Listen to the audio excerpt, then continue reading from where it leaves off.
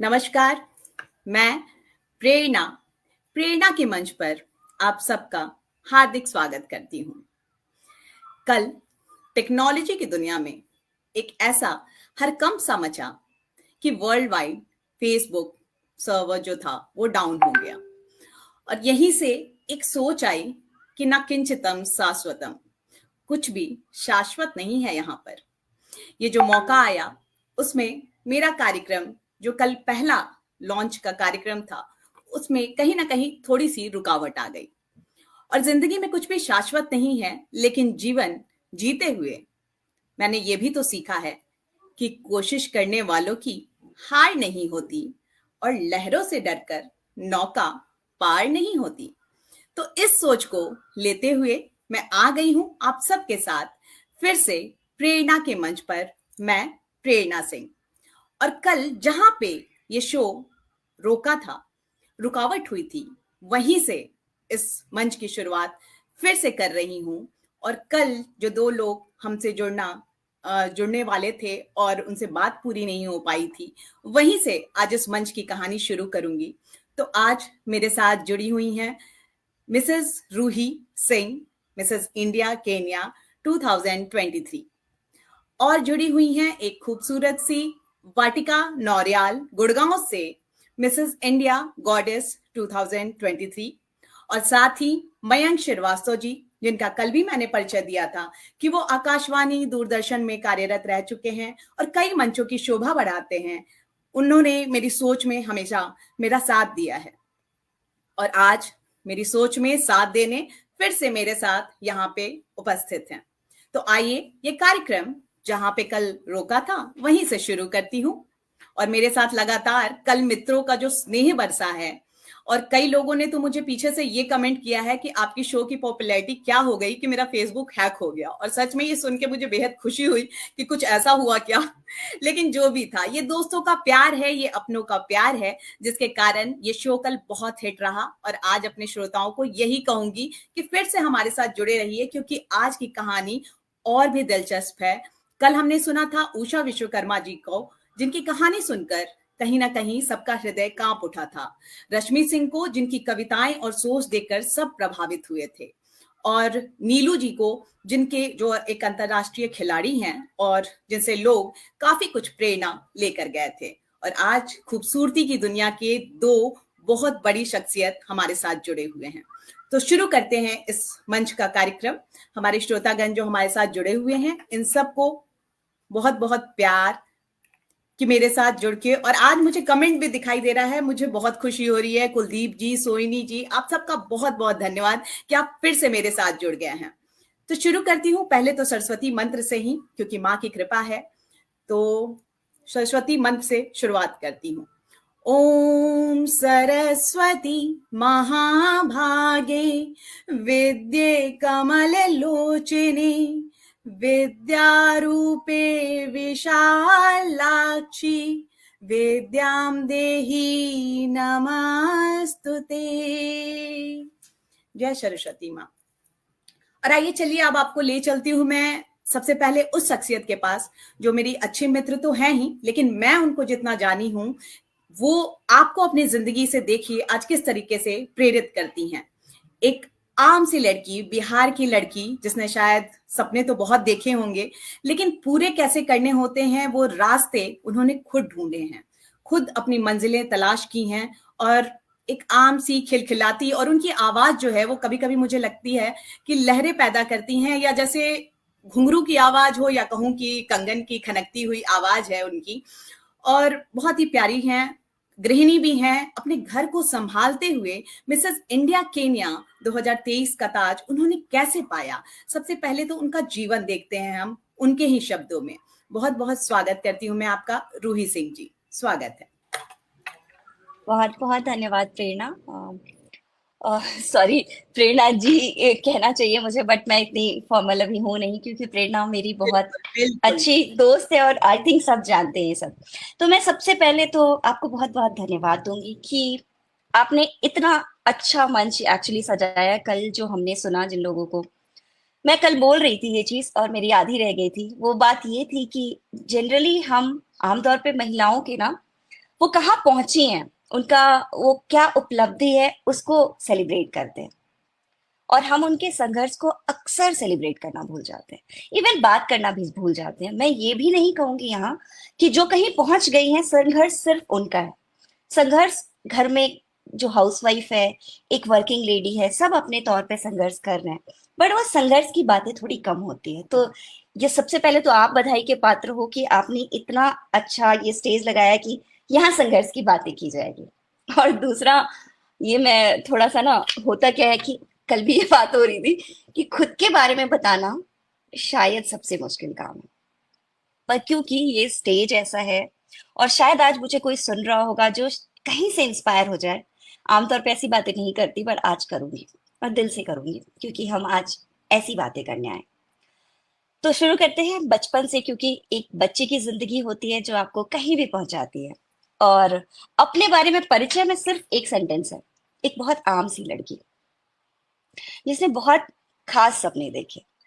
तो वो जो ऑर्डिनरी सी गर्ल का एक्स्ट्रा ऑर्डिनरी सपनों को पूरा करके खुद को कहीं एक्स्ट्रा ऑर्डिनरी में स्टेबल करना ना, बस एक यही सेंटेंस है मेरे लिए। तो मुझे ऐसा लगता है कहानी सिर्फ ये है कि एक 2 साल की बच्ची है, उसने अपने माता पिता दोनों को खो दिया, और बहुत सारी चीजें होती है उसके बाद।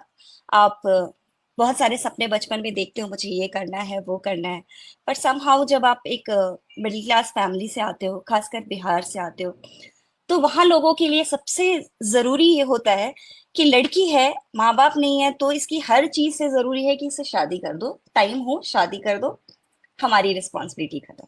ऐसे ही कुछ थे, पढ़ने में अच्छी थी, पर समहाउ चीजें ऐसी हुई कि सपने छूटते गए। बहुत सारे सपने देखे थे। शायद मैं ये कहूं कि यही मेरा सपना था तो बिल्कुल गलत होगा, क्योंकि ये मेरा सपना कभी नहीं था। बचपन में कुछ और देखती थी, वो छूटे। थोड़ी बड़ी हुई, थोड़ा और कुछ देखा। शादी हुई तब शायद कहूँ तो सारे सपने भूल गई।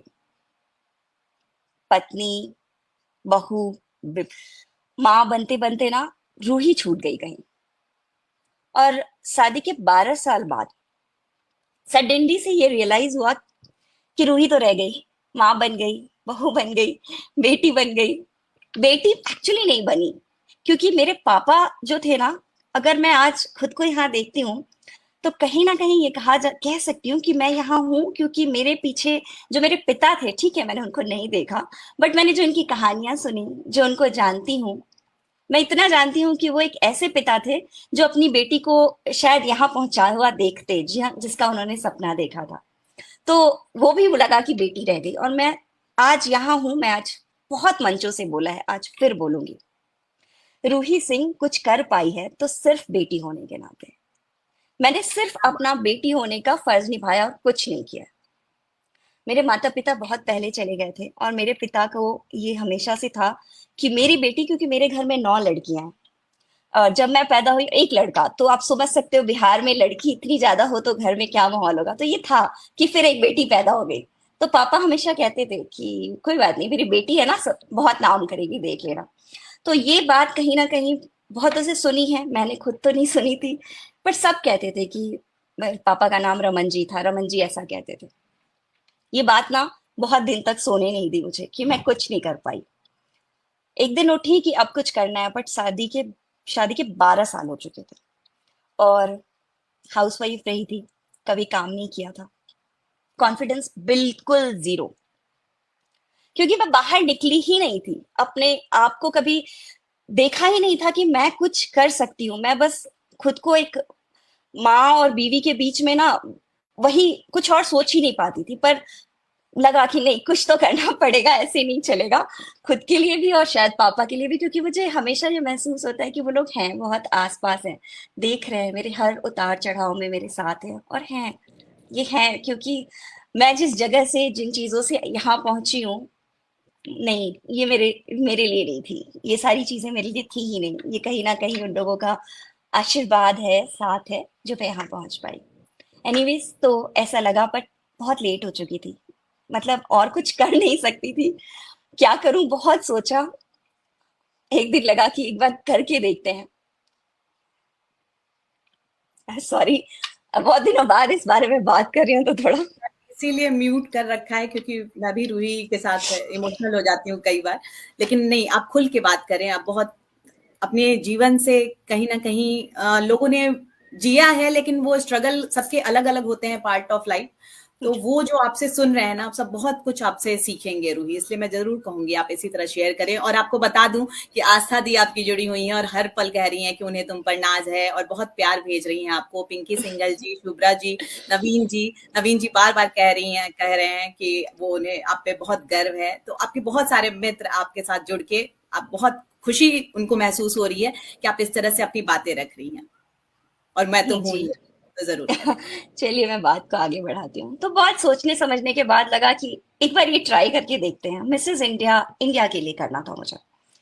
जब मैंने अपने हस्बैंड को बोला कि मैं सोच रही हूँ ये करूँ, तो ही वाज सो सरप्राइज कि ये कहाँ से आया। मतलब आप समझ सकते हो, बिहार से यार, हमारे घर में फैमिली में कभी किसी ने किया ही नहीं था। कोई बैकग्राउंड नहीं, कुछ कुछ भी नहीं। और सच पूछो तो बिहार से हूँ। आज इस प्लेटफॉर्म पे फिर बोलती हूँ, मेरी इंग्लिश कभी भी इतनी अच्छी नहीं थी। तो वो कॉन्फिडेंस की स्टेज पे जाके इंग्लिश में इतनी बातें करनी है, ये करना है, नहीं था। पर फिर भी मैंने इनको बोला कि मुझे करना है, मुझे एक बार तो अपने आप को देना है, क्योंकि मैं मरूं तो ये अफसोस के साथ नहीं कि मैंने ट्राई नहीं करा। खैर मैंने किया, इन्होंने बोला ठीक है, क्योंकि आप समझते हो सोसाइटी का प्रेशर कितना होता है। इन्होंने कहा ठीक है, फॉर्म भरो, गो अहेड, बट अभी किसी को बताते नहीं है, लेट्स सी क्या होगा।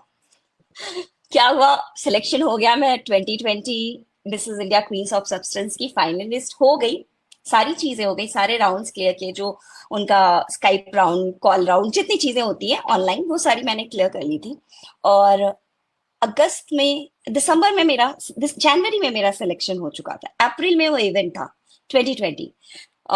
फिर मार्च में कोरोना आ गया। फिर मैं पहुंच गई जीरो। वापस से सारे स्ट्रगल, आप फिर से डे वन से शुरू करो। तो किया, हालांकि थोड़ा टूटी भी, बट ठीक है, अब कोरोना कोई मेरे अकेले के लिए नहीं था। बट फिर भी मैंने छोड़ा नहीं कि चल ठीक है, एक साल और मिल गया है, थोड़ा इंग्लिश पे काम करते हैं, थोड़ा पर्सनैलिटी डेवलपमेंट पे काम करते हैं। क्योंकि यार आप सोचो, मतलब हाउस वाइफ को अपने आप से निकलने के लिए, उस स्टेज पे वॉक करने के लिए भी बहुत हिम्मत चाहिए था। तो मैंने कहा चलो, शायद ब्लेसिंग डिस्गाइज हो गया मेरे लिए, ये प्लस पॉइंट हो गया, समय मिल गया, मैं और काम करूंगी। किया। और ये पोस्टपोन्ड होके 2021 अप्रैल में चला गया। जिसके लिए, मैं, आपको याद होगा, हम उस समय अच्छे दोस्त थे। मैं इंडिया आ गई थी, मैं, मेरा बेटा, छुट्टी थी, हम आ गए थे। और सारी चीजें सेट है, सब कुछ है, हस्बैंड भी मेरे आ चुके हैं। और इवेंट से ठीक 5 दिन पहले ये पूरा इवेंट कैंसिल हो गया। अब एक लड़की यहाँ से सारा कुछ सामान उठा के आ चुकी, उसके लिए चीजें कैंसिल होना अपने आप में एक शॉक था। और हुआ क्या कि लास्ट फ्लाइट जो इंडिया से केन्या के लिए आ रही थी, उससे पहले जब हमने अब सबका टेस्ट कराया, तो मेरे बेटे को पॉजिटिव आ गया। और वो लास्ट फ्लाइट थी, मुझे पता नहीं था कि इसके बाद हम कब केन्या जाएंगे। और अंकुर की जॉब थी, बहुत सारी चीजें थी, मेरे हस्बैंड की जॉब भी थी, तो बहुत सारी चीजें मुझे बहुत बैकग्राउंड में थी कि अभी क्या होगा, मतलब वी डोंट नो, हम घर भी नहीं जा सकते अभी। क्या करें, कैसे करें, बहुत सोच समझ के, कुछ समझ एक्चुअली नहीं आया कि अभी क्या करना है। पर यही था, यही हुआ, तो रुकना पड़ा हमें इंडिया। हालांकि मैंने अपने हस्बैंड को बोला भी कि आप चले जाओ, मैं संभाल लूंगी, पर उनको भी था कि नहीं, अभी इस सिचुएशन में, क्योंकि वो वर्स्ट सिचुएशन हो गया था। आप उस समय, सेकेंड वेव बहुत ही खराब था। मेरे घर में उस समय 3-4 लोगों को हो रखा था, दिल्ली में मेरी सिस्टर्स को, मेरी 2 सिस्टर को, मेरे बेटे को, सबको हो गया था। खैर हम 3 महीने के लिए फंस गए। वो जो फंसी ना मैं, वो मुझे लेके गया डिप्रेशन में। क्योंकि आप कोशिश करते हो, और जब एकदम से हाथ में आके चीजें, मैं हार जाती ना, तो शायद इतना दुख नहीं होता। पर मैं खुद को ना उस स्टेज तक ले नहीं जा पाई, उसका दुख मुझे बहुत था। जून तक हम फंसे रहे, फेब से जून तक हम फंसे रहे वहीं पे। एंड हम फिर वापस जून में केन्या आ गए। केन्या आके मैं बिल्कुल खुद को, कहते हैं ना, बांध लिया। मैंने बहुत सारी चीजें छोड़ दी उस समय, और शायद पूछो तो सपने भी छोड़ दिए उस दिन, कि नहीं। लेकिन पता नहीं कहाँ से, जब आप टूटते हो तो ईश्वर कुछ ना कुछ रास्ता जरूर देता है, और हमें नहीं दिखता कि वो रास्ता कौन सा है। तो मेरे लिए ये हुआ कि जून में मैं आई, जुलाई, अगस्त, सितंबर में यहाँ पे मिसेस इंडिया केन्या पहली बार होने जा रहा था। और मुझे हर किसी ने बोला कि तुम्हें भरना चाहिए, तुमने तैयारी की थी। तुम कर लोगी, बट वो जो था ना कि नहीं मेरे हाथ से आके छूट जाएगा वो, मुझे एक अपने आप से डर हो गया था कि नहीं मैं ट्राई करूंगी मैं नहीं कर पाऊंगी। वो छूटने का खोने का डर अपने आप को ना बांध लेते हैं हम। तो वो मैंने बांधा, नहीं गई। पर फिर भी किसी ने बहुत कन्विंस किया मेरे हस्बैंड को कि नहीं इसको बोलो कि एक बार ट्राई करे। मुझे अब भी याद है कि फाइनल लास्ट डेट था फॉर्म भरने का और मैंने फॉर्म भरा था, सेलेक्ट हुई।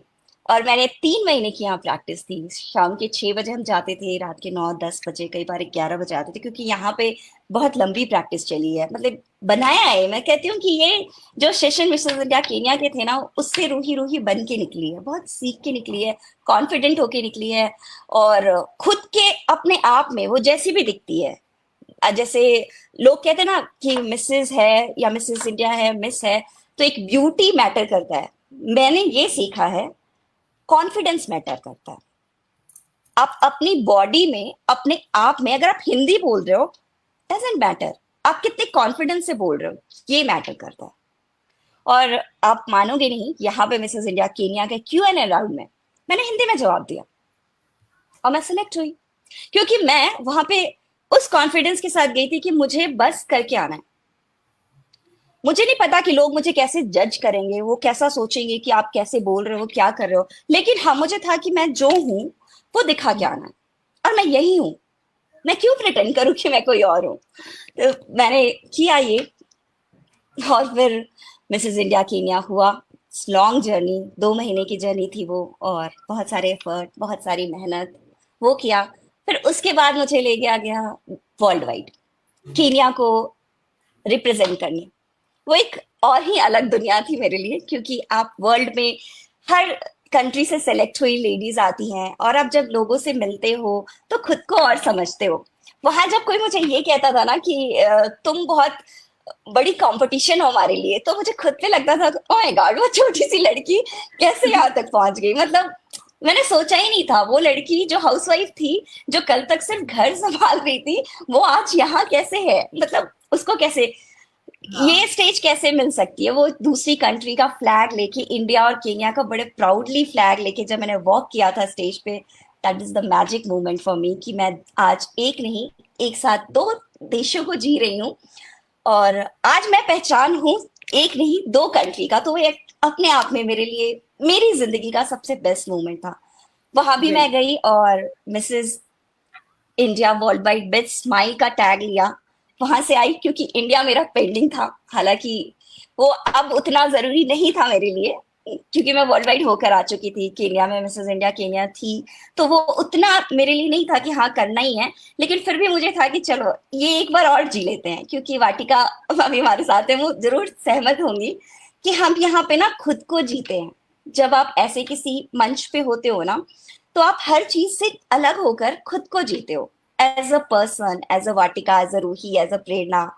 वो अपने आप को जो जीते हो ना, और वो नहीं होता एक पत्नी, एक बेटी, एक माँ, एक कोई भी रिश्ते का नाम दे दो, इवन दोस्त बन के, वो आप नहीं जी सकते। मैं पूरी तरीके से आपको मतलब तालियां दूंगी। ये बहुत अच्छी बात आपने बोली कि आज खुद मैं यहाँ बैठी हूँ तो मैं जो जी रही हूँ वो प्रेरणा बन के जी रही हूँ।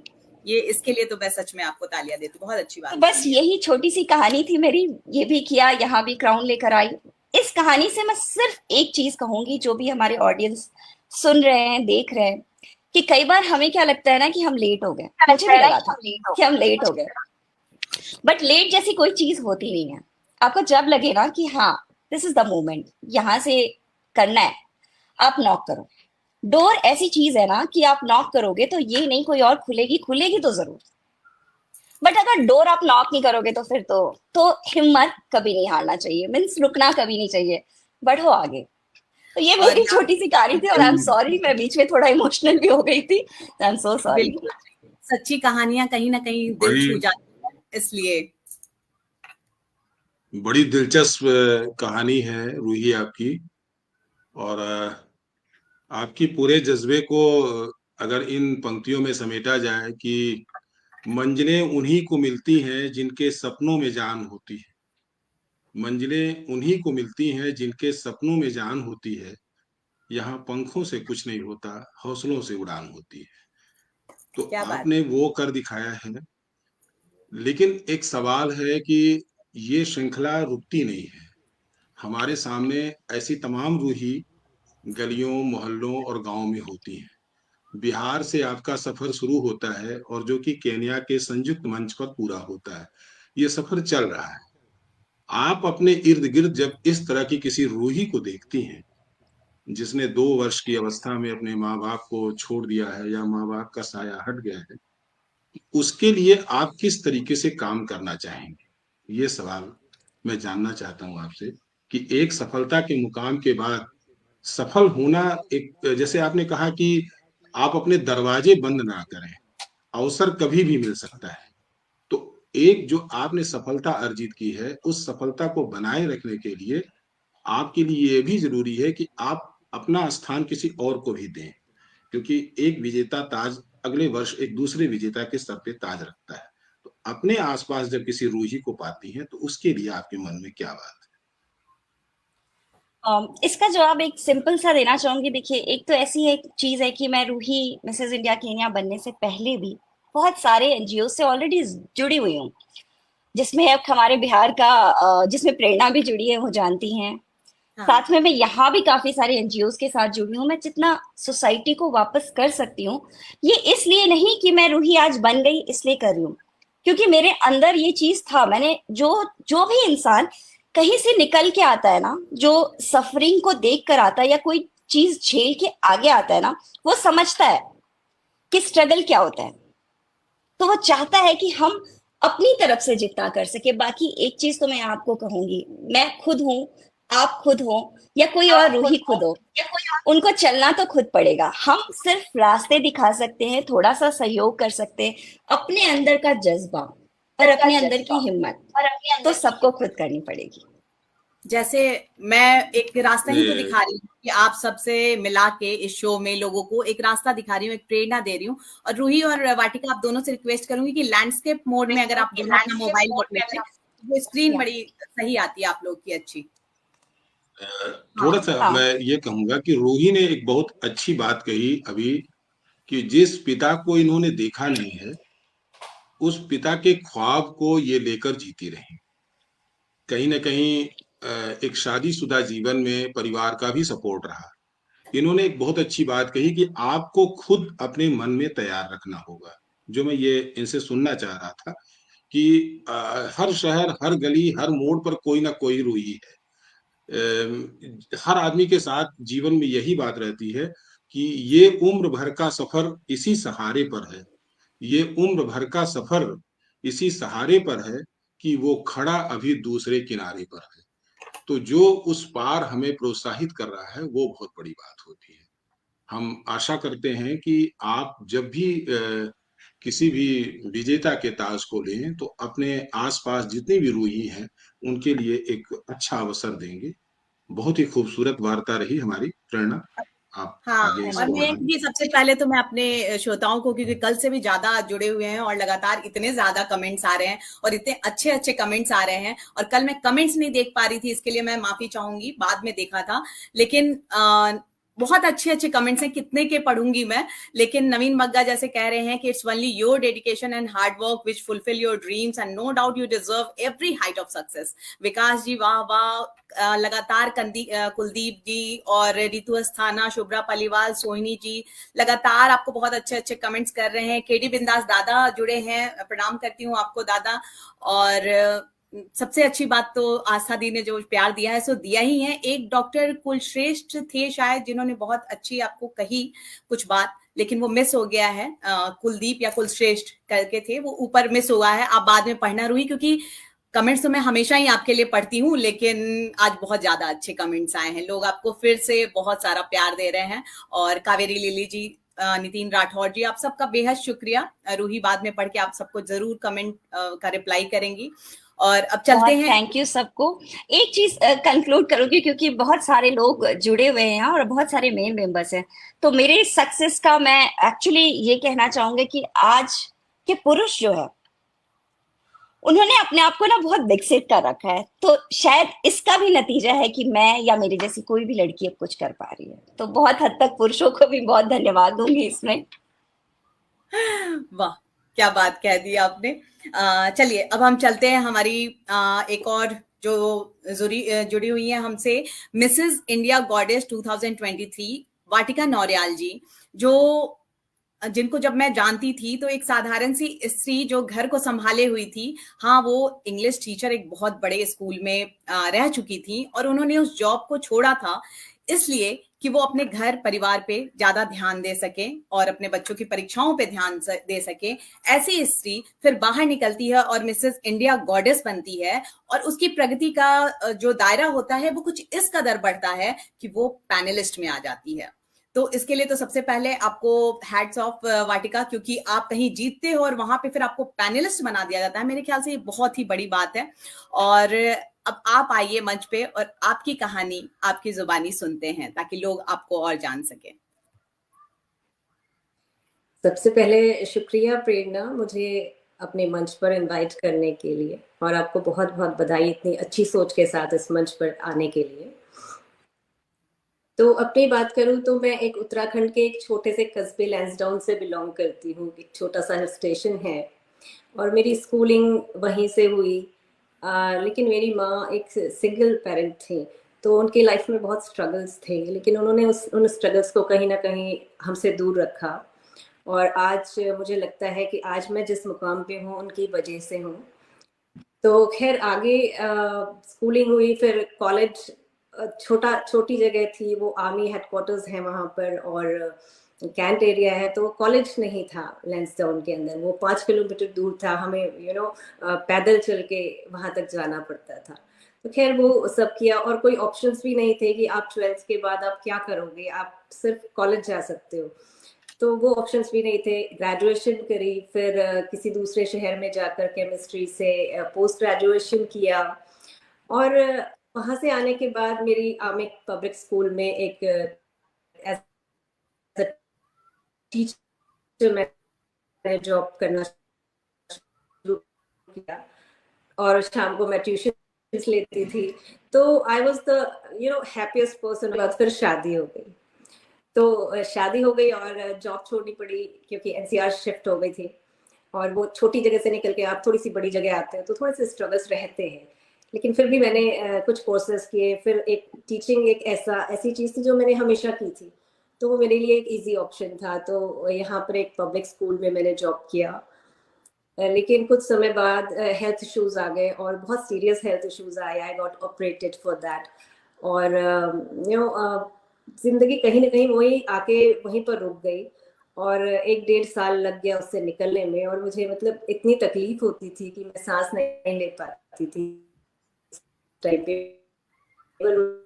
एकदम क्रॉस वाला कट था, तो खैर लगता था कि अब बस इतना ही है, अब इससे आगे शायद मैं कुछ कर नहीं पाऊंगी। Then we move to Bangalore में जाके मुझे लगा नहीं, कुछ तो अब करना है।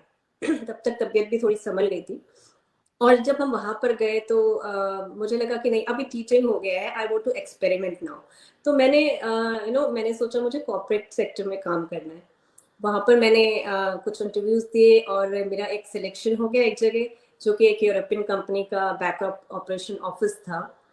लेकिन मुझे वहां काम कुछ नहीं आता था क्योंकि मैंने कभी वो किया ही नहीं इस तरह का काम, तो मेरे लिए बड़ा स्ट्रगलिंग रहा। 15 दिन का तो फिर भी थोड़ी लिबर्टी रहती है कि चलो सीख जाएंगे, लेकिन मैं सीख नहीं पा रही थी उसको। तो कहीं ना कहीं मैं जब घर आती थी वहां बहुत एम्बैरेसमेंट फील होती थी जब बॉस से डांट पड़ती थी। तो मैं घर आके सोचती थी कि नहीं, कल की सुबह ना हो, मुझे ऑफिस ना जाना पड़े। लेकिन एक दिन ये हुआ कि मैं इतनी फ्रस्ट्रेट हो गई कि मैंने रेजिग्नेशन लिख दिया, और आई टोल्ड माय हस्बैंड कि अभी मैं I am going to resign now.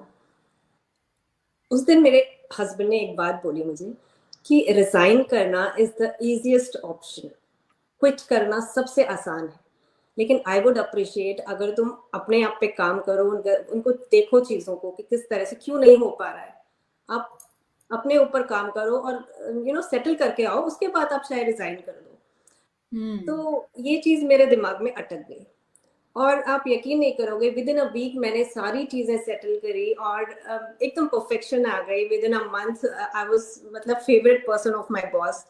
तो वो चीज एक छोटा सा एपिसोड था, लेकिन वो मुझे सिखा कर गया कहीं ना कहीं कि कभी भी आप हार नहीं माननी चाहिए। कभी भी कोई भी स्ट्रगल है, कोई भी विषम परिस्थितियां हैं, उसमें आप हार मत मानो। I did not want to be a quitter. तो वो चीज़ एक बहुत अच्छी रही जिसने मुझे सिखाया। फिर कुछ साल बाद मेरी बेटी हो गई और फिर हम थोड़े टाइम के बाद हम गुड़गांव शिफ्ट हो गए और फिर बस मैं पूरी वही जिंदगी फिर जीरो में आके रुक गई कि एक मदर, एक हाउस वाइफ बन के आप रह जाते हो, आप स्ट्रगल करते हो, है ना, जब नई नई माँ बनते हैं तो बिल्कुल। वो सब चलता रहा। फिर बेटा हो गया तो कई साल मैं घर पे ही मैंने गुजारे, सिर्फ एक as a housewife, as a mother. और फिर लगता था कि अब तो शायद कुछ कर भी नहीं पाऊंगी। लेकिन जैसे ही मेरा बेटा 2 साल का हुआ, आई डिसाइडेड कि अभी मुझे बाहर निकलना है। तो हम्म। फिर मैंने एक मॉन्टेसरी स्कूल में डाला था। तो अगर आपका 2.5 साल का बच्चा कॉन्टिनेंट्स के बारे में बात कर रहा है, अगर वो आपको वॉल्यूम के बारे में बात कर रहा है किसी चीज के, तो इट्स लाइक अमेजिंग। तो मुझे लगा कि ये क्या चीज है, ये मुझे कोर्स करना है। तो मैंने मॉन्टेसरी कोर्स, एक प्रॉपर 1 साल का कोर्स किया, उसको क्वालिफाई किया और फिर मेरे जीडी को इनकम में मैंने जॉब किया। और वहाँ पर मैंने बहुत अच्छे 6-7 साल वहाँ पर गुजारे जब तक, क्योंकि छोटे बच्चे थे तो स्कूल का जॉब बहुत अच्छा था मेरे लिए उस टाइम। तो वो मेरा टाइम बहुत अच्छा रहा, बहुत अच्छी लर्निंग रही, बच्चों से मैंने बहुत सीखा और साथ में पेरेंट इंटरेक्शन भी रहा, तो काफी चीजें सीखने को मिली। और फिर ये था कि हमारा एक अपना वेंचर था जिसमें मैं अपनी कंपनी को टाइम नहीं दे पाई थी।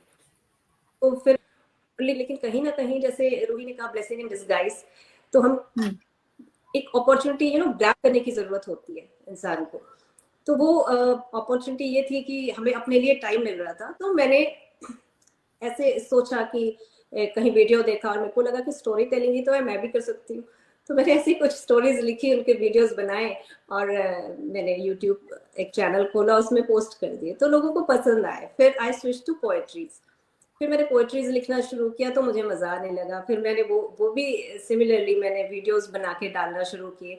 तो वो वीडियोस जब ऐसे पोएट्री के प्लेटफॉर्म्स तक पहुंचे तो लोगों ने मुझे कांटेक्ट करना शुरू किया। उसी दौरान मेरी आपसे भी मुलाकात हुई, राइट।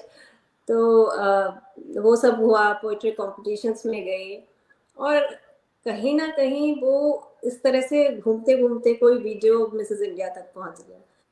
तो somebody from there contacted me और थ्रू फेसबुक मैसेंजर के थ्रू उन्होंने मुझे कांटेक्ट किया। उन्होंने कहा कि you look presentable, why don't you try for Mrs India. तो मुझे एकदम झटका लगा कि मतलब हम कभी मिडिल क्लास में की महिलाएं कहाँ सोच पाती है कि मतलब वो मिसेस इंडिया प्लेटफॉर्म पर जा पाएंगी।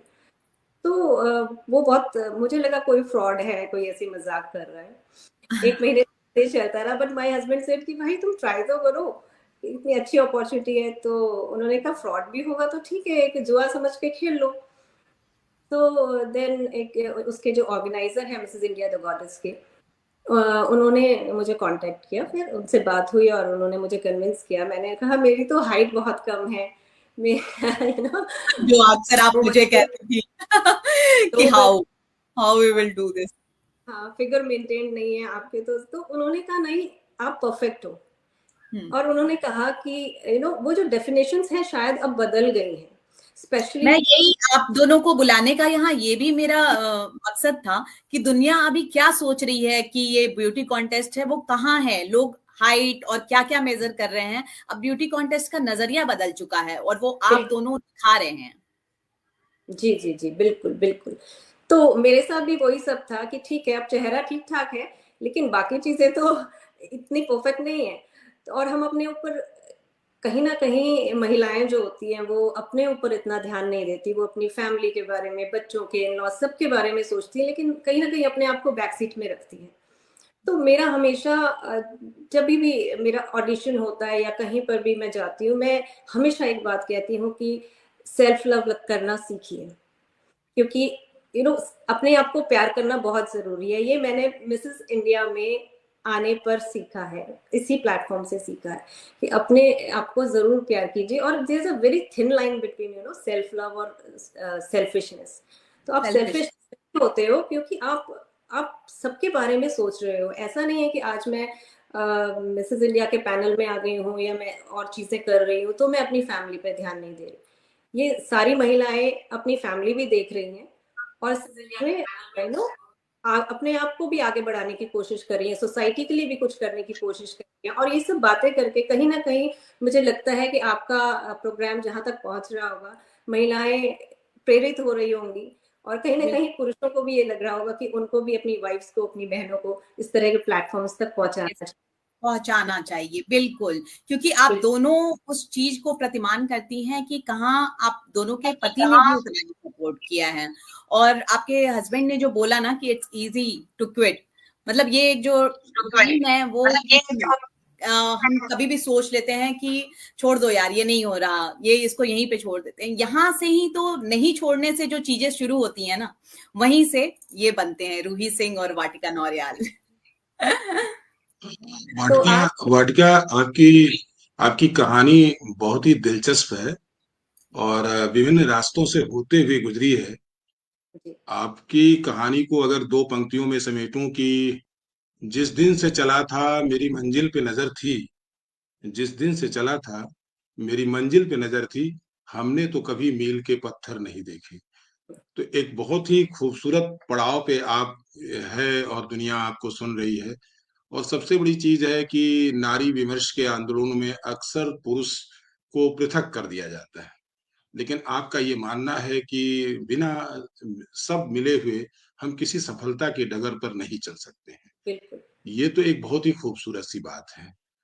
किंतु जब वाटिका तन की कितना भी आप कह लें कि लंबाई और ये सारी चीजें मापदंड नहीं है, लेकिन कुछ तो है जो कि किसी भी सौंदर्य प्रतियोगिता में मायने रखता है। आपकी जो काया है वो सुंदर होनी चाहिए।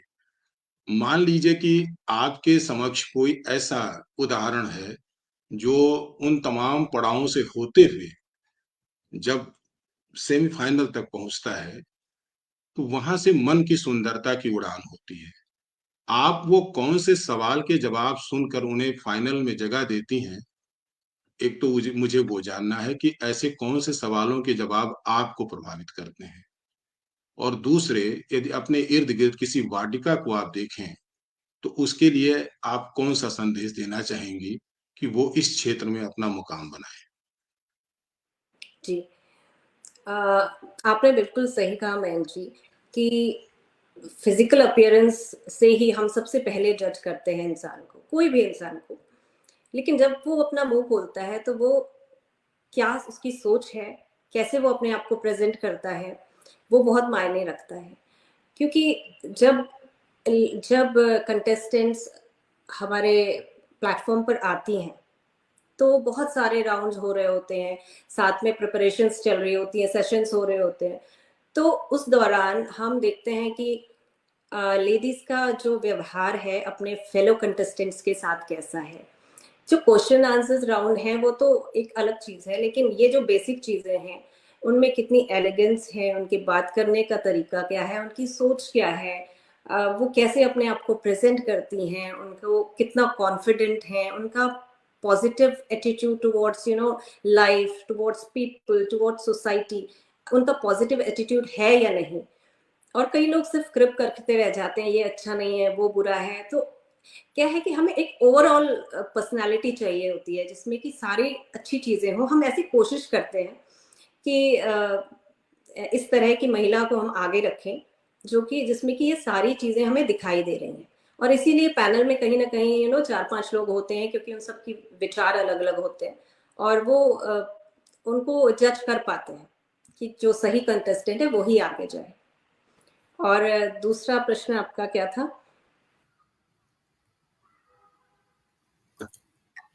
दूसरा सवाल ये है मेरा कि जब आप अपने इर्द गिर्द अपने ही जैसी वाटिका को देखती हैं तो उसके लिए क्या संदेश है? वो अपने किस तरीके की तैयारी रखे, क्या कुछ करे कि जिसे वो सफलता के मंच तक पहुंच सके?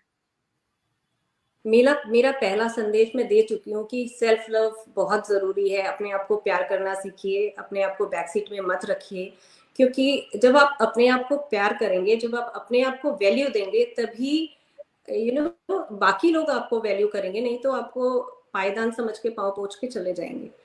ये एक बिल्कुल बहुत ही मतलब सहज बात है। तो बिल्कुल एक तो अपने वैल्यू कीजिए, अपने स्किल सेट्स को हमेशा इम्प्रूव करते रहिए, उन पर काम कीजिए, कभी हार मत मानिए। जैसे मैंने एक बार आपको स्टोरी जो सुनाई, मैंने मान ली थी हार, और तब कहीं ना कहीं मेरे हस्बैंड ने मुझे एनकरेज किया था।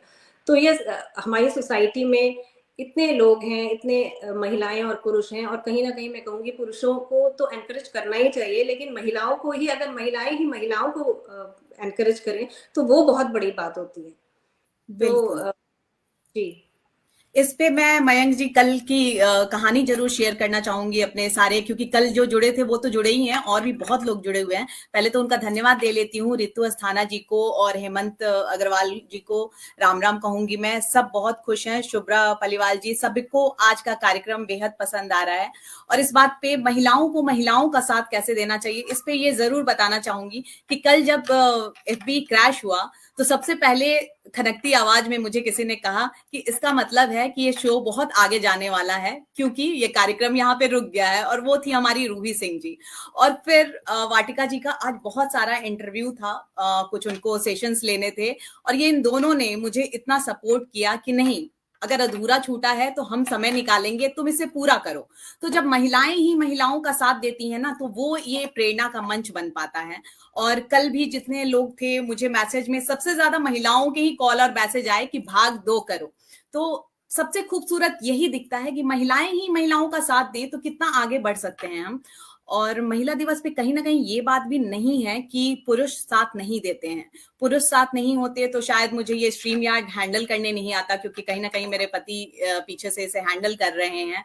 और कहीं ना कहीं रूही आज यहाँ पे बैठी हुई हैं, और उनके सपने थे, बड़े बड़े सपने थे, लेकिन सपनों को साथ देने के लिए एक विचार का साथ होना जरूरी होता है, जैसे वाटिका जी के भी पति साथ रहे। और इवन मैं मयंक जी का भी कहूंगी कि मैं अपनी सोच इनसे साझा करती थी, लेकिन आज वो मेरे साथ यहाँ पे बैठे हुए हैं मंच पे, मेरे सोच को मेरा साथ देने के लिए। तो सबका जो सोच भी है। अच्छा, शिवानी जी जुड़ गई हैं मयंक जी, तो हाँ इस कार्यक्रम में जी इतना जी। कुछ तो जानने के बाद मैं उनको जोड़ती हूँ, और आप सबको बहुत आनंद आएगा। मैं उनको पहले जोड़ के बता नहीं, देती ये लोग बने रहे, ये लोग बने, दोनों लोग बने रहे, और शिवानी को जोड़िए तो मैं हूँ। उनके स्वागत परिचय है को थोड़ा सा शिवानी जी। दूंगा। हाँ, परिचय नमस्कार, दें। आप सबका बहुत बहुत नमस्कार और बहुत बहुत धन्यवाद मुझे आपके इस बहुत ही बेहतरीन कार्यक्रम में जोड़ने के लिए। Thank you so much. मैं सौभाग्य बड़ौदा हमारा से। शिवानी जी कि आपने इस मंच को थोड़ा भी समय दिया आज यहाँ पर अरे आकर। हमारा मेरी मेरी खुशकिस्मती है, आप लोग इतने दिग्गज महारथी वहां बैठे हुए हैं, उनके साथ में मुझे जोड़ा गया है, तो thank you so much. Mayank ji, आप परिचय दें। शिवानी जो है वो मूलतः वैसे तो बस्ती की हैं, लेकिन जैसे कि आमतौर की लड़कियों की शादी होती है और वहां से ये बड़ौदा गई, और बचपन से ही इनके गीत और संगीत का एक शौक रहा। बाद में जो जीवन में एक खूबसूरत सा पड़ाव आता है वो है स्वरांजलि ग्रुप से जुड़ना, जिसकी जो प्रमुख हैं वो मीनाक्षी मनहास हैं। स्वरांजलि ग्रुप का एक खूबसूरत सा पड़ाव ये रहा कि जब वो टीवी के सर्वश्रेष्ठ कार्यक्रमों में इंडियाज गॉट टैलेंट से जुड़ी, और लगातार 2 बार ये लोग सेमीफाइनलिस्ट रही हैं, और पिछले कई वर्षों से रन महोत्सव का हिस्सा रही हैं। भारत के श्रेष्ठ कार्यक्रमों में इनकी प्रस्तुति होती है, जैसे कि गायकी में होता है कि लोकगीत, गजल और आज के जो चलने वाले गाने, सूफी ख्याल, सबसे ये जुड़ी हुई हैं। तो एक आज हमने इस कार्यक्रम में इसलिए जोड़ा कि एक शादी होने के बाद जो बच्चे और उनकी जिम्मेदारी के बीच में लोग अपने को जीवन से अलग कर लेते हैं, शिवानी उनमें से नहीं है, और लगभग सबकी कहानी से ही कहानी इनकी जुड़ती है, और इन्होंने वहां से आगे बढ़कर गायकी में वो मुकाम हासिल किया है। प्रेरणा, अब आप इनसे पूछें और सुने।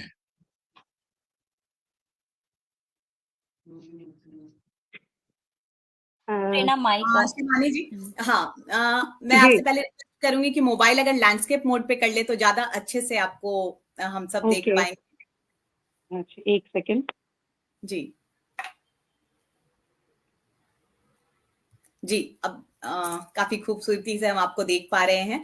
और आज आप हमारे साथ जुड़ी, और कहाँ रन महोत्सव और हर जगह आपकी व्यस्तता रहती है, फिर भी आपने आज जी हमें हाँ जी। समय तो आज हम लोग एक मिनट आपको बताना चाहूंगी कि मैंग जी ने तो बताया, तो हमने भी गाना छोड़ दिया था करीब, फिर 20 साल बाद मैंने वापस से गाना गाया, क्योंकि शौक तो था ही और शुरू से संगीत में रुचि रही और काफी शिक्षा बस्ती में भी प्राप्त की।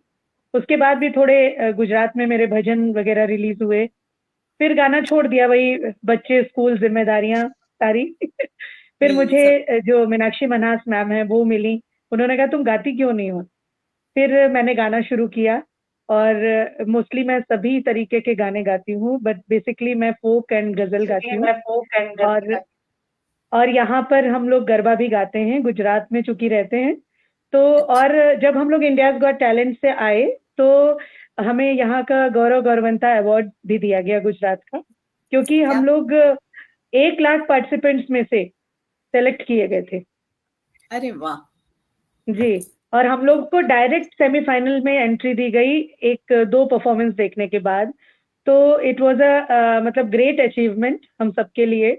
और अभी भी हमें लास्ट सीजन में भी हमें खुद सोनी चैनल ने अपने से बुलाया कि आप लोगों को आना है और परफॉर्म करना। और हम लोग, जो किरण खेर मैम है, करण जौहर जी हैं, ये लोग हम लोगों को बहुत पसंद करते हैं।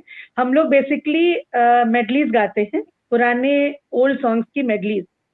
और इतना बड़ा ग्रुप लेडीज का, हमारे यहाँ 45 से लेके 75 तक की लेडीज हैं और ऑल आर हाउस वाइफ।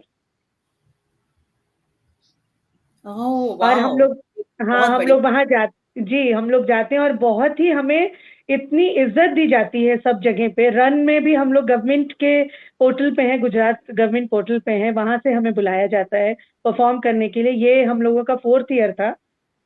और मतलब खुश जी, नसीबी है कि कहने आज का आप मेरे हैं। नहीं नहीं, मतलब ये कह रही हूँ कि वही है कि जज्बा हुनर देखता है, उम्र नहीं, वही वाली बात है। बिल्कुल, बहुत अच्छी बात कही आपने कि उम्र के साथ रुकना नहीं है और वक्त आएगा, इसके इंतजार में नहीं जी, बैठना है, बस जी, शुरुआत कर बिल्कुल। दी।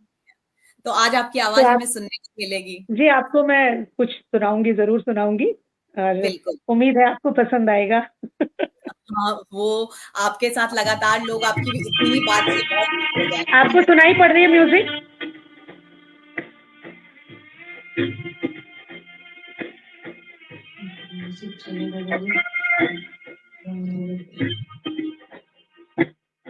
काहे को ब्याही विदे, अरे लखिया बाबुल मोरे।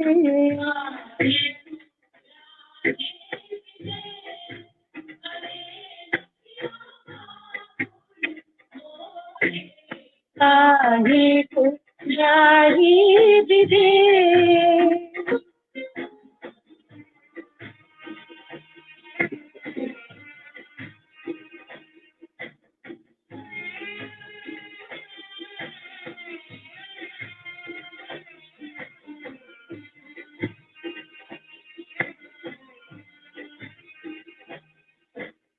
हम तो बाबुल तोरे बेल की कलियां,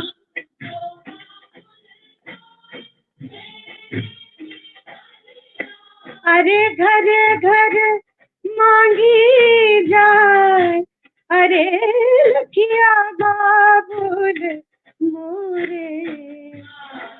तो प्यारी विदे, अरे लखिया बाबुल मोरे। काहे को प्यारी विदे।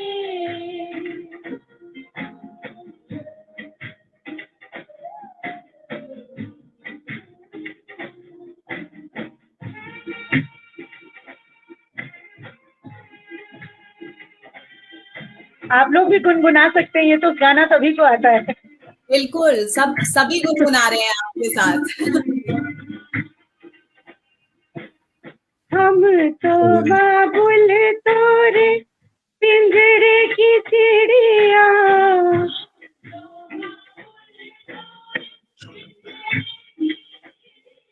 अरे भोर भय उड़ी जाए, अरे लखिया बाबुल मोरे।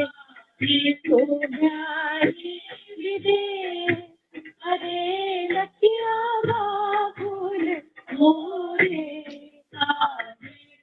न्यारी विदे। बहुत बहुत थैंक यू, शुक्रिया।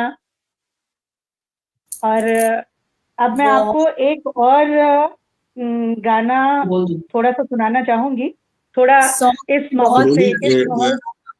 बहुत अच्छा सॉन्ग शिवानी, अगर बिना म्यूजिक के गाओ लगातार तो और अच्छा है, और एक कोई अवधि हो जाए मैंने तो कहा ज्यादा थोड़ा माहौल बदला जाए। शिवानी जी, जी आपको एक कॉम्प्लीमेंट दे रही हूँ। एक तो आपकी आवाज बहुत अच्छी है, दूसरा आपने गाना इतना अच्छा सेलेक्ट किया।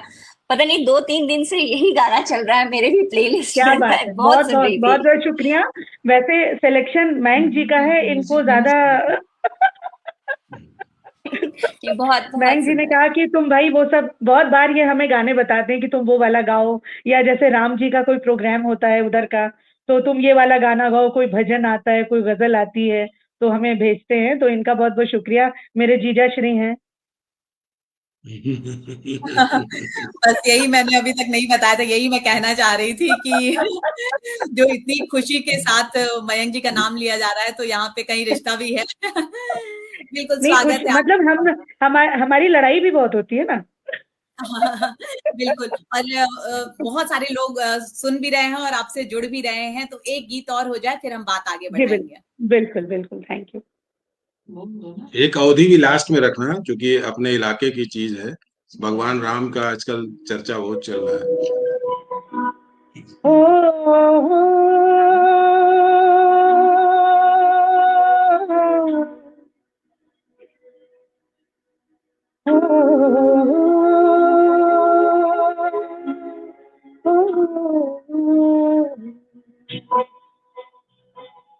ओ लाल मेरी पट रखियो भला झूले लाल, ओ लाल मेरी पट रखियो भला झूले लाल, सिंदरी दा ते बड़दा सखी शाबाश कलंदर, दमादम मस्त कलंदर, अली दा पहला नंबर, दमादम मस्त कलंदर, अली दम दम दे अंदर। ओ लाल मेरी, ओ लाल मेरी, ओ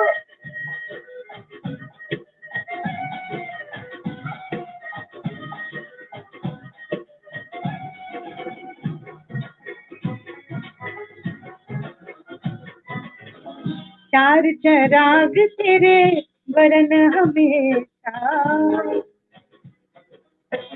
चार चराग तेरे वरन हमेशा, चार चराग तेरे वरन हमेशा, पंजवा में बारन आई भला झूलेलाल, ओ पंजवा में बारन, पंजवा में बारन आई भला झूलेलाल, सिंदरी दा ते बरदा सखी शाबाश कलंदर, दमादम मस्त कलंदर, अली दम दम दे अंदर, दमादम मस्त कलंदर, अली दा पहला नंबर। ओ लाल मेरी, ओ लाल मेरी।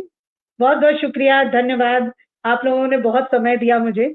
उम्मीद है आपको सबसे पहले हमारा। मैं दर्शकों को ये बता दूं कि ये सोचेंगे कि नारी विवंश में संगीत कहाँ से आ गया, तो ये नारी भी अपने संघर्षों को, अपने गीत को छोड़ के और फिर आज यहाँ तक पहुंच गई हैं कि रण महोत्सव में हैं और क्या लाजवाब गा रही हैं। सारे श्रोतागण, कावेरी लिली जी, शुभ्रा जी, रितु अस्थाना जी, कल्पना पारिक जी, नाहिद आलम जी लगातार आपके लिए कमेंट्स कर रहे हैं, उन सब का बहुत बहुत शुक्रिया करती हूँ मैं। बहुत और बहुत शुक्रिया, आप लोगों का बहुत बहुत धन्यवाद।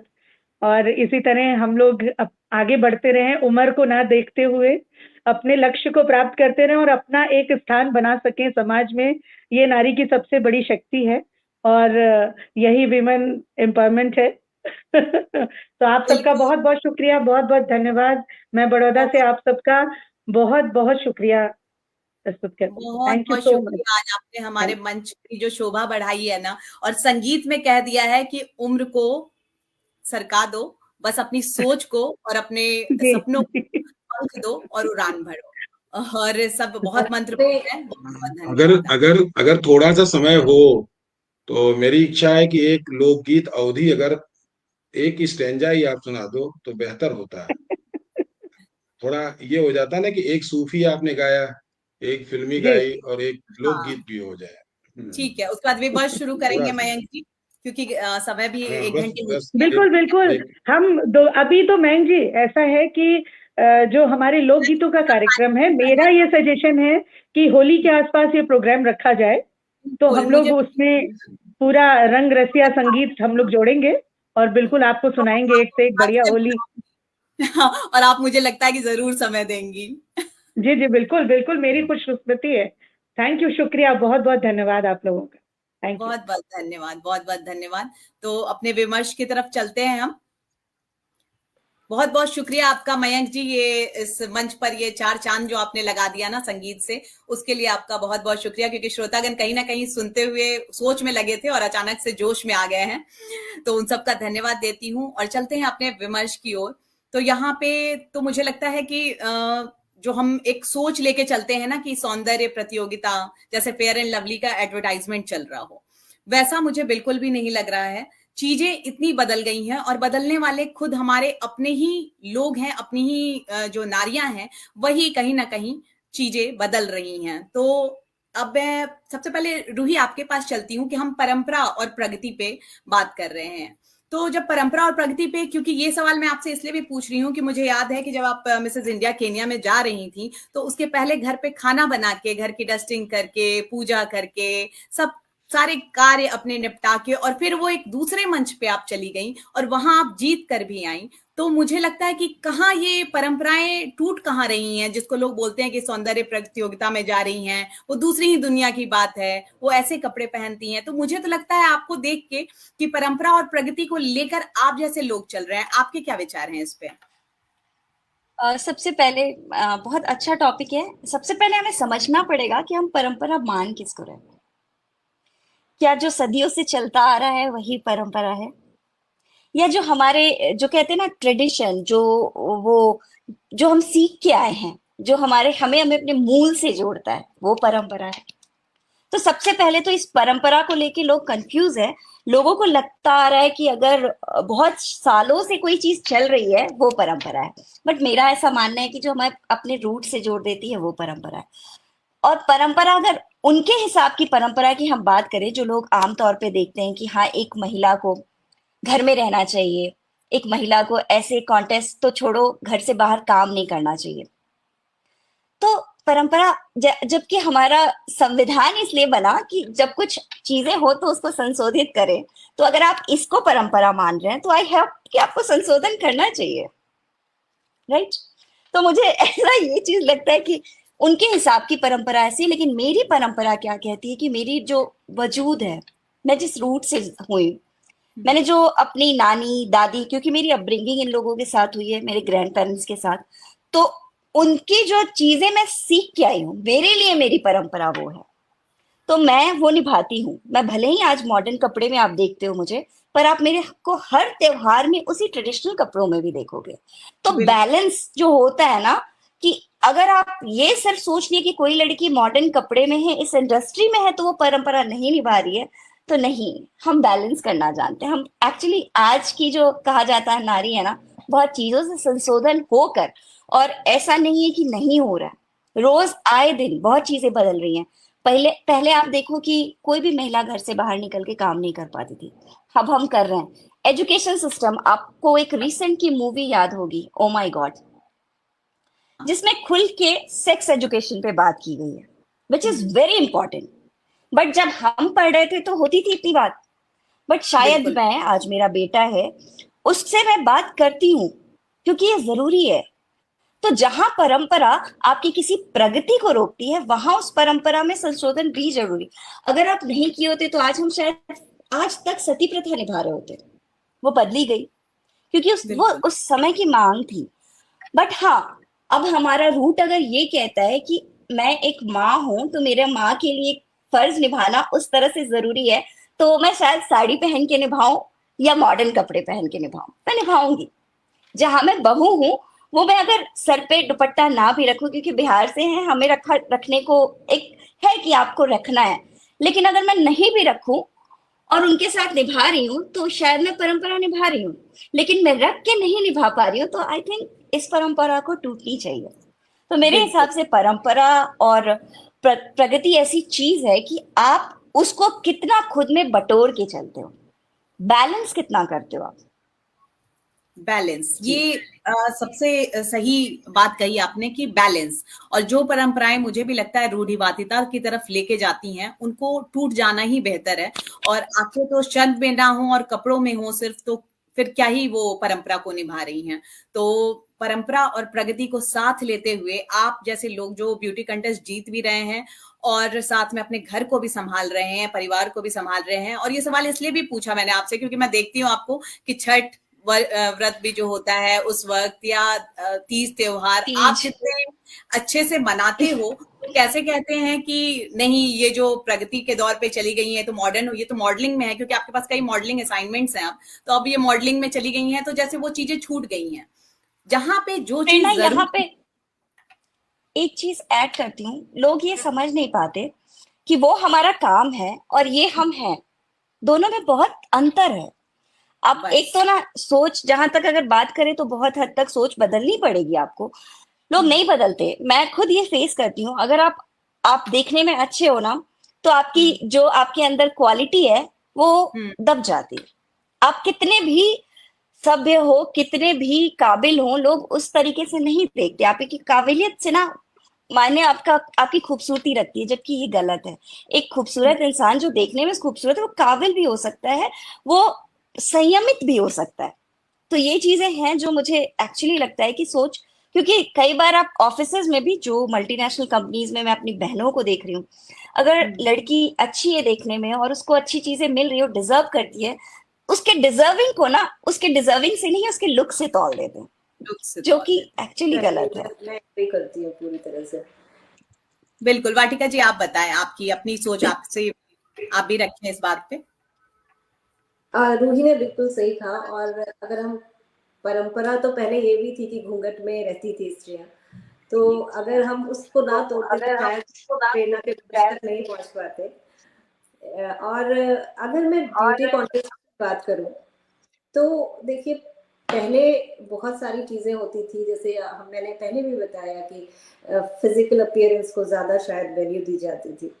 अभी वो सब चीजें बदल गई हैं और परंपरा पे ध्यान देना बहुत जरूरी है। ट्रेडिशनल राउंड्स हम रखते हैं उसमें, और जैसे पहले था कि बिकिनी राउंड एक मस्ट होता था, लेकिन कहीं ना कहीं जिस ब्रांड से मैं एसोसिएटेड हूँ, मिसेस इंडिया द गॉडेस, उसमें हमने इस राउंड को एलिमिनेट कर दिया है, क्योंकि हम जो मिडिल क्लास से आने वाली महिलाएं हैं, कहीं ना कहीं आप हम कंफर्टेबल नहीं होते हैं इस तरह के कपड़े पहनने में, अपने आप को इस तरह से प्रेजेंट करने में, क्योंकि सोशल मीडिया का ज़माना है, स्प्रेड हो जाती हैं चीज़ें। घर में बच्चे हैं, इन लॉज हैं, मदर पेरेंट्स हैं, तो इसलिए ये चीज़ों को ध्यान में रखते हुए अब जो इस तरह के कॉन्टेस्ट हो रहे हैं उनमें इम्प्रूवमेंट भी हो रहा है। और जैसे रूही ने कहा कि बिल्कुल सही है कि आप जब परंपरा की बात करते हैं तो उसका मतलब सिर्फ ये नहीं है कि आप घूंघट रखें, आप साड़ी में घूमें, आप किसी भी वस्त्र में घूमें, लेकिन आप में एक एलिगेंस होनी चाहिए और आपको एक अपनी रिस्पॉन्सिबिलिटी का ज़रूर अंदाज़ा होना चाहिए। तो जैसे पुरुष बाहर काम करने जाता है तो वो अपने घर को भूल नहीं जाता, अपने घर के सदस्यों को नहीं भूल जाता, वो उनके लिए हमेशा अवेलेबल रहता है। वैसे ही कितनी महिला, अच्छी बात यही है, क्यों महिलाओं के साथ ऐसा सोचा जाता है कि महिला गई है तो जैसे सब कुछ छोड़ दिया वो उसने, पूछे पूरे परिवार को। बड़ी अच्छी बात तो बोली महिला भी जहां भी जा रही है, चाहे वो जॉब करने जा रही है या वो किसी कॉन्टेस्ट में जा रही है, वो कुछ भी कर रही है, बिजनेस कर रही है, तो वो अपनी फैमिली को कभी नहीं भूलती, वो हमेशा उनको ऊपर ही रखती है। तो ये हमें समझने की जरूरत है। और मुझे लगता है कि प्रगति इसी से जुड़ी हुई है, हमारे समाज की प्रगति, हमारे देश की प्रगति। और अगर हम इन्हीं छोटी छोटी चीजों में लड़ते रह जाएंगे तो शायद वो प्रोसेस कहीं ना कहीं इंटरप्ट होती है। तो ये सब चीजें हमें समझनी होंगी और तभी मुझे लगता है कि हमारा देश और ज्यादा प्रगति कर पाएगा। बिल्कुल, इस मैं बात को अब दोनों मैं ही जो हमारे हमारे दोनों ही मेहमानों से हमारा एक छोटा सा सवाल है कि आज के बदलते दौर में सिंगल परिवार का चलन हो चुका है और प्रगति और परंपरा आप दोनों लेकर चल रही हैं, लेकिन वृद्धा आश्रमों में बूढ़े माँ बाप की भीड़ आ गई है। ऐसी कहां से कौन सी घटना हो रही है जहां प्रगति और परंपराएं आपस में टकरा रही हैं, और एक स्त्री जो शादी होके जाती है, उसके सास ससुर वृद्धाश्रमों में जा रहे हैं। कहीं ये प्रगति परंपरा से टकरा रही है, या परंपराएं बिल्कुल छिन्न भिन्न हो रही हैं, और ये वृद्धाश्रमों में भीड़ क्यों है? इसके जवाब हम आप दोनों से चाहते हैं। रूही, आप बताएं पहले, जो भी आपके हाँ। विचार हैं। मयंक जी, सबसे पहली बात आपने एक बात कही कि सास ससुर जा रहे हैं। सास ससुर क्यों जा रहे हैं? माँ बाप क्यों नहीं जा रहे? सारी सारी गलतियों का ठोकरा हमारे सर पे क्यों होता है? हम औरतें ही हर चीज की रिस्पॉन्सिबिलिटी क्यों ले? क्यों बताइए? ये मेरा आपसे सवाल है कि हमें हर चीज की रिस्पॉन्सिबिलिटी क्यों ले? अगर सास ससुर जा रहे हैं तो आप बेटा हो कि क्यों नहीं रोकते? क्यों कहा जाता है बेटियां अच्छी हैं बहुएं खराब हैं, दामाद अच्छे हैं बेटे खराब हैं? देखिए, एक बहुत सिंपल चीज है, एक पैमाना होता है, बराबर होता है। ऊपर नीचे करोगे ना तो ऊपर नीचे होगा। और ये बहुत आसान है कि इस सोसाइटी में कुछ भी हो रहा है, महिला सबसे आसान विक्टिम है, लगा दो, उनके सर पे डाल दो। तो मेरे हिसाब से अगर ऐसा हो रहा है तो दोनों तरफ से हो रहा है। नहीं, आपने पूछा, आपने वैसे ही पूछा था इसलिए मैंने ऐसे ही जवाब दिया। नहीं, आपने ना सास ससुर की बात करी, आपने कहीं नहीं बोला कि माता पिता जा रहे हैं। तो जब आप सास ससुर की बात कर रहे हो तो एक बहू की बात कर रहे हो। जब आप बहू की बात कर रहे हो तो मैं भी एक बहू हूँ, मैं अपनी बहू के नाते ये जवाब देना चाहूंगी। बहू जब बेटी के रूप में है तो वो परिवार में जो धूप छांव, छोटी छोटी बातें, छोटी छोटी तमाम चीजें, वो अपने पिता को या अपने माता को वृद्धाश्रम की तरफ प्रेरित नहीं करती है। मेरा मतलब सीधे बहू पे आरोप नहीं है। मेरा मतलब ये कि जब वो एक नए परिवार में एक नए संस्करण को ले रही है, तो ऐसे में परिवार तो ये है कि ये मान के चला जाता है कि पिता माता या सास ससुर हमारे साथ रहेंगे। जाकर वो अपने मायके में परामर्श तो देती है, लेकिन वो परामर्श का पालन यहाँ पर कैसे हो, प्रगति और परंपरा को कैसे ले चले? क्योंकि जिस हाथों में कंगन है, बात सुनिए, जिन हाथों में कंगन है, उसने कलाई में कंगन पहन रखी है, अंगूठी पहन रखी है, ये परंपरा है। और उसके हाथ में अगर आईफोन है तो ये प्रगति है। अगर इन हाथों में कंगन और आईफोन का कॉम्बिनेशन हो सकता है, तो वो अपने परिवार में अपने सास ससुर के साथ उतनी सहमति क्यों नहीं बना रही जितना अपने माता पिता के साथ? देखिए, एक बहुत आपको भी मैंने क्या बोला, चीजें दोनों तरफ से होती है। अगर वो सास ससुर, देखिए मैं किसी को पर्सनल नहीं बोल रही हूँ, बात अगर जाएगी तो शायद बहुत दूर तक जाएगी, पर अगर आप दोनों तरफ से देखिए, बेटी के लिए आजादी, बहू के लिए पाबंदियां क्यों होती हैं, ये भी तो बहू पूछ सकती है। हाँ, तो इस पे अगर आप बात करें ना तो डिबेट बहुत आगे जाएगी, इसलिए आप ऐसे नहीं थोप सकते। नहीं, मैं किसी पे थोप नहीं रहा हूँ। आज चूंकि मैं एक समाज सेवी हूँ, रोटरी इंटरनेशनल से जुड़ा हूँ, मैं देख रहा हूँ कि छोटे से शहर में, मेरे जैसे छोटे शहर में करीब 150 महिलाएं वृद्धाश्रम में आ चुकी हैं, पुरुष आ चुके हैं। जिम्मेदार मयंक जी, कहीं ना कहीं तो आपने सवाल, इसको आप पुरुष महिला से मत लीजिए, इसको पुरुष महिला से आप मत जोड़िए। सवाल ये है कि जब आप किसी के साथ जीवन शुरू करते हैं तो आपकी प्लानिंग होती है, आप कार की ईएमआई लेते हैं, आप 2 BHK 3 BHK मकान लेते हैं, सारी चीजें करते हैं, आप मिलके सारी प्लानिंग अच्छी करते हैं। आपने कहा बहू पे पाबंदी, आज अधिकतर स्त्रियां काम कर रही हैं, जिनके घरों में लोग बाहर काम कर रहे हैं, डॉक्टर हैं, इंजीनियर हैं, IT सेक्टर में हैं, वहां कहीं ना कहीं उनका एक लड़ाई कॉम्बिनेशन भी क्यों नहीं है। बन पा रहा है? मैं कहूंगी कि ये कहीं ना कहीं एक नारी का युद्ध भी है। वो जो काम कर रही हैं, वो मुझे लगता है समाज से और सबसे युद्ध करके निकल रही हैं। वो लगता है कि वो MNC में बैठी हुई हैं, लेकिन घर पे जब आती हैं ना तो वो एक युद्ध जी रही होती हैं। ये मैंने हर जगह महसूस किया है। तो हाँ, इस प्रश्न को इस तरीके से रख सकते हैं कि क्यों ऐसा हो रहा है कि वृद्धाश्रम में लोग ज्यादा बढ़ रहे हैं, या क्या ये प्रगति है? ये सवाल हो सकता है। चूंकि हमारा देखिए,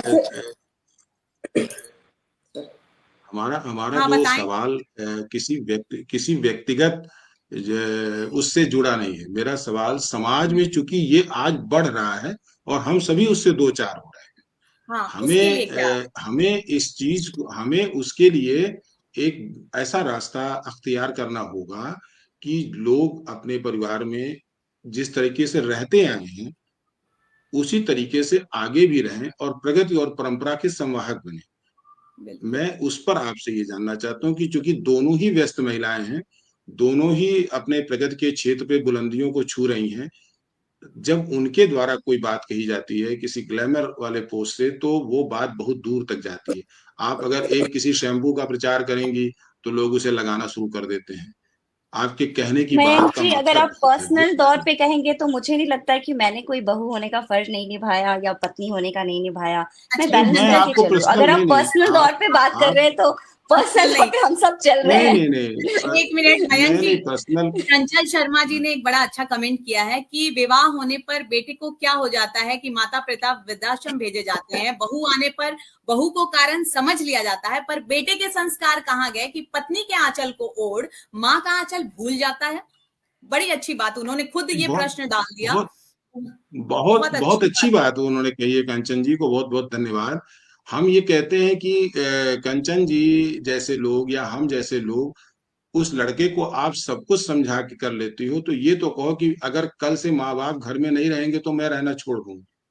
ये सवाल तो भी आपकी तरफ से जाना चाहिए। अगर लड़का आपके पल्लू में बंधा है, मतलब आप मतलब जो भी ऐसे हैं स्त्रियां जो इस बात को कह नहीं रही हैं, नहीं, ये कहीं तो ना वही कहीं इस आगे पे बढ़ तो के हम ले बात आना। नहीं कर सकते हैं, क्योंकि यहाँ पे गलतियां दोनों साइड की होंगी। हम सिर्फ इस पे चर्चा कर सकते हैं कि हम्म, क्या ये प्रगति है कि हम्म, वृद्धाश्रम में जो जा रहे हैं ये हमारी प्रगति है। क्या हम कहीं ना कहीं जो जो जी जी। प्रगति का दृष्टिकोण है वो उसको हम गलत दिशा में नहीं लेके जा रहे हैं।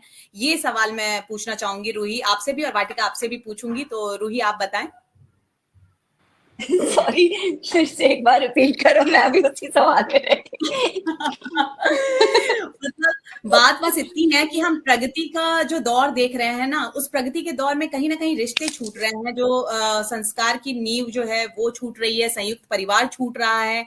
हर इंसान व्यस्त है लेकिन अंदर से खाली होता जा रहा है, और खाली होता वृद्धाश्रम जगह बढ़ते जा रही है। तो ये कौन सा हाँ, प्रगति का दौर है? ये ये देखो, प्रगति नहीं है, लेकिन ऐसा नहीं है कि लोग कोशिशें नहीं कर रहे हैं। अब देखिए, आप देखिए, हम, मेरे हस्बैंड भी अकेले हैं अपने माँ बाप के लड़कों में। हम यहाँ बैठे हैं। मैं जून में मूव कर रही हूँ इंडिया, सिर्फ इसलिए कि मेरे इन लॉज हैं और मेरे को वहां आना है, क्योंकि अब हम, मुझे पता है कि मेरी रिस्पॉन्सिबिलिटी है। तो आप ऐसे नहीं कह सकते कि लोग कोशिश नहीं कर रहे हैं, लेकिन कोशिश में कई बार लोग पीछे रह जाते हैं। जैसे 10 साल से हम यहाँ हैं, तो वो हमारे समय की जरूरत थी। वो 10 साल हमें यहाँ पे करना, खुद को स्टेबल करना, खुद को एक जगह पे लाना। अगर माँ बाप के लिए रिस्पॉन्सिबिलिटी तो बच्चे के लिए भी रिस्पॉन्सिबिलिटी है ना, वो भी देखना जरूरी था। तो वो करने के दौरान हम यहाँ थे, लेकिन जब उनको जरूरत है तो हम जा रहे हैं। बट हाँ, इसमें परसेंटेज जरूर कह सकते हैं आपकी 60-40 है। कुछ लोग नहीं कर पा रहे हैं, कुछ लोग शायद रह रहे हैं, लेकिन अब आप देखिए, अभी आज के जो दौरान चल रहा है, बीच में ज्यादा बढ़ गया था, अभी लोग वापस आ रहे हैं अपने घरों में, अपनी चीजों को, अपने लोगों को, ये कोरोना के बाद रिश्तों को समझने लगे हैं। तो कोई भी चीज का प्रॉस एंड कॉन्स होता है। आप सिर्फ गलत गलत गलत नहीं देखेंगे और सही सही नहीं देखेंगे, दोनों बैलेंस करना पड़ेगा आपको। समाज इंसान ऐसे को नहीं बनता। समाज में हर चीज होती है। कुछ लोग वृद्धाश्रम में जा रहे हैं तो कुछ लोग काम छोड़ के वापस भी आ रहे हैं। बिल्कुल। तो ऐसे है, मेरे हिसाब से ये चीज है। राज कौशिक सर जी जुड़े हुए हैं, मैं उनको सादर प्रणाम करती हूँ। बहुत बड़े पत्रकार हैं और अच्छा आयोजन कह रहे हैं। बहुत ही मेरे लिए बहुत ही बड़ी बात है कि वो आप सबको सुन रहे हैं और खुद इतने बड़े बड़े इंटरव्यूज लेते हैं, और वो जुड़े हुए हैं हमसे और लगातार कमेंट्स आ रहे हैं। बहुत सही जवाब दिया है। मुझे लगता है कि सोच पे बहुत निर्भर करता है। वाटिका जी से भी जान लेते हैं कि उनका क्या कहना है। जी जी, मैं मयंक जी से कहना चाहती हूँ कि देखिए, जब एक लड़की शादी करके दूसरे घर जाती है तो वो कभी ये सोच के नहीं जाती कि वो परिवार को तोड़ देगी। वो हमेशा जोड़ने के लिए जाती है, और वो कोशिश बहुत करती है, पर क्योंकि वो एक एलियन होती है, उसका सबके साथ वो रिलेशनशिप बनाने में टाइम लगता है। तो कहीं ना कहीं विचारों का टकराव होना, उस पर कुछ पाबंदियां भी लगा। और ये जैसे आपने वृद्धाश्रम वाली बात करी है, तो कम परिवार, मतलब बहुत कम परसेंटेज है उसका। ज्यादा परसेंटेज उसका है जो लोग साथ रह रहे हैं या अपने माँ बाप की और सास ससुर की देखभाल कर रहे हैं। तो मुझे लगता है कहीं विचारों का टकराव होना, या फिर बहू पे रिस्ट्रिक्शंस लगाना, वो सब चीजें शायद हो सकती हैं। और कहीं ना कहीं एक आर्थिक व्यवस्था भी है जो इस चीज को प्रभावित करती है। तो ये सब चीजें मुझे लगता है कि ये इस ओर लेके जाती हैं, जो लोग अपने पेरेंट्स को वृद्धाश्रम तक लेके चले जाते हैं, और उसमें आर्थिक व्यवस्था का भी बहुत बड़ा हाथ है, ये मेरा मानना है। बिल्कुल, आर्थिक व्यवस्था का भी बहुत बड़ा हाथ है, और स्त्रियां तो कहीं ना कहीं काम से काम पर ही लौटती हैं, कहीं पढ़ा था मैंने, और इसको मैं बहुत ही सच मानती हूँ। आप कहें मयंक जी। देखिए, आज का जो विषय है प्रगति और परंपरा, मेरे ख्याल से हमारे परिवार में हर व्यक्ति ये चाहता है कि स्त्रियां या परिवार के लोग प्रगति करें, और जैसा कि सभी के विचारों में ये है कि हम रूढ़ियों को तोड़ें, परंपराओं में बने रहें, क्योंकि लगातार कोई भी रूढ़ियां जो ये होती हैं ये वो बात है जो किसी शायद भी हम तीनों परंपरा का, कहना चाह रहे हैं। तो हम रूढ़ियों को तोड़ें, परंपराओं में जुड़े रहें। और चूंकि अभी एक बहुत अच्छी बात मेरे ख्याल से वाटिका जी ने कही कि कोरोना ने हमें बहुत कुछ सिखाया है। तमाम बड़े महानगरों से लौटकर परिवार जब गांव पे लौटा है, तो परिवार ने उनका स्वागत किया है, जो पिछले कई वर्षों से आपस में नहीं मिले थे। आप दोनों एक बहुत बड़ी शख्सियत हैं। आपसे ये सवाल पूछने का केवल एक मतलब था कि आप अगर इसे व्यक्तिगत ना लेकर समाज को ये संदेश दें कि आपका जो आपकी जो सोच है, आपका जो सुखद जीवन है, वो पूरे लोगों को जोड़ के चलने में है। भारत की इज्जत पूरे विश्व में इसलिए ही है कि यहाँ बहुजातियां हैं, बहुधर्म हैं, बहुत से लोग परंपराएं हैं, और उनके बीच में लोग रहकर प्रगति कर रहे हैं। चंद्रयान में उन महिलाओं को लोगों ने जब साड़ी में देखा, पूरी टीम को, तो उनके प्रशंसा के लोगों ने पुल बांध दिए। तो ऐसा नहीं है कि साड़ी ही सब कुछ है। मेरे कहने का मतलब है कि जब परिवार आपके साथ होता है तो वो प्रगति, अच्छी प्रगति होती है, और उसमें परंपराओं का बंधन होता है। बहुत ही खूबसूरत आज का ये कार्यक्रम। प्रेरणा, आप इसे अब कवर करें और बताएं बिल्कुल, लास्ट में। मुझे तो खैर अब आपने जो कहा उससे मैं बिल्कुल सहमत हूँ। क्योंकि आज लगता है कि हम तीनों एक जैसे लोग बैठे हुए मैं हैं। भी। हाँ, तो मैं अब मयंक जी जाके से आपकी सहमत बात हूँ। से हम पूरी तरह से सहमत हैं। क्या करेंगे ना मयंक जी की तीन युवती हम नारियां बैठी हुई हैं, और अलग अलग जीवन अनुभव लेके, और कहीं ना कहीं हम बहू भी हैं, बेटी भी रह चुके हैं, बेटी भी है। हैं रह चुके हैं, क्या है भी, तो ये सब कुछ जो देख रहे हैं ना हम, तो हमें भी ये ना बड़ा कसक सी महसूस होती है कि समाज में निकल के कि अरे ये बहू ऐसे, ये और बेटी जाते हैं तो उतना ही प्यार। तो ये हमारे लिए भी एक हम मतलब द्रवित करने वाली बात हो जाती है कि ऐसा क्यों है। हम तो दोनों तरफ यही चाहते हैं। और इसमें मुझे सबसे प्यारा जो लगता है वो बिहार का एक त्योहार तो जरूर कहना चाहूंगी कि छठ पर्व है, जिसको मुझे जरूर याद आता है, वो रूही हो या मैं हूं, हम दोनों की तो आंखें भर जाती हैं अगर घर तक नहीं पहुंच पाते हैं, कि ससुराल नहीं पहुंच पाते हैं, जैसे मेरी सासू माँ भी करती हैं और उनके घर में भी होता है। तो घर जाने की मेरी वो जो सासू माँ भी करते हैं। अंदर से होता है, रूही जी की भी सासू माँ करती हैं, अंदर से जो दर्द महसूस होता है कि हम उनके पास पहुंच नहीं पा रहे हैं, तो वो माँ वाली जो पीड़ा होती है हमें उनके लिए, तो कैसे हम बेटी और बहू में खुद को बांटे। हम तो नारी को एक साथ में बांटते हैं कि उसके साथ हम जुड़ना चाहते हैं, उस माँ के साथ हम उनको मदद करना चाहते हैं वहां जाके। तो ये बिहार का एक त्योहार है, और कहीं ना कहीं हम तीनों यहाँ से यही मैसेज देना चाहते हैं कि हमें आगे बढ़ना है और प्रगति तो जरूर ही करनी है, और परंपराओं को साथ लेकर ही चलते हैं। लेकिन जो परंपराएं हमें रोकेंगी और हमारे कहीं ना कहीं हमें प्रगति में उस तरीके से बाधा करेंगी कि नहीं अब आप आंचल लो ही और उस तरह के सौंदर्य प्रतियोगिता में नहीं जाओ, तो हमें तोड़ना होगा। हम नहीं तोड़ेंगे तो एक पांव हम उठाते हैं तो वो जो खाली स्थान बनता है, वो जो रिक्त स्थान बनता है, उस पे दूसरी लड़कियां पांव रखती हैं और वो उस चिन्ह पे आगे बढ़ पाती हैं। तो मैं तो बिल्कुल कहूंगी कि हमें इसी तरीके से आगे बढ़ना है। और साथ में मैं कमेंट्स पहले जरूर लूंगी, क्योंकि बहुत देर से लगातार लोग, ये विषय ऐसा हो गया कि सब लगातार कमेंट कर रहे हैं। और स्वाति बोल रही है कि बहुत स्त्रियां अभी भी दबी कुचली सी हैं, पुरुष बाहर मजे ले रहे हैं, लेकिन घर में स्त्रियां बच्चे पाल रही हैं। तो कई तरह के अनुभव हैं, लोग समाज में देख रहे हैं। शुभ्रा जी कह रही हैं कि समय के साथ चीजें बदल रही हैं, पुरुषों ने भी परिधान बदले हैं, ऐसा नहीं है कि पुरुषों ने परिधान नहीं बदले हैं। तो चंचल शर्मा भी जी अब सहमत हो रही हैं, जिनेश कुरैशी जी हैं, मंजुला भारद्वाज जी बिल्कुल सही कहा आपने, अब सब कुछ मुझे लग रहा है कि सच और सही के रूप में आ चुका है। दुआएं और शुभकामनाएं मिल रहे हैं जीशान जी के तरफ से। तो अब हम इस शो को अंतिम पड़ाव की तरफ से मुझे लगता है कि ले जा सकते हैं। और बहुत बहुत शुक्रिया आप रूही, वाटिका जी और मयंक जी फिर से मेरा इतना साथ देने के लिए। कल का अनुभव के बाद आप सब ने मेरी हिम्मत बढ़ाई और आप सब मेरे साथ जुड़े और अपने अनुभव को साझा किया। इसके लिए आप सबको बहुत बहुत धन्यवाद। और आज शो समाप्त करते वक्त ये जरूर कहूंगी कि शो को इतना ज्यादा प्यार और ये मिली है कि हाँ, ये प्रेरणा वाली शो हमें देखनी है, तो कहीं ना कहीं ये शो मैं दोबारा लेकर आऊंगी और कुछ अलग लेकर आऊंगी और आप सबके बीच जल्द ही इसकी बात रखूंगी मैं। और ये भी कहूंगी कि जाते जाते अपनी कविता की पंक्तियों से सारी स्त्रियों को मैं कहती हूँ, जो सेल्फ लव वाटिका जी के भी और रूही के भी, कि खुद को पहचानो, खुद के लिए जियो। इन सब को समेटते हुए कहूंगी कि सुनो, तुमने उसे देखा तो है मगर देखा ही नहीं है।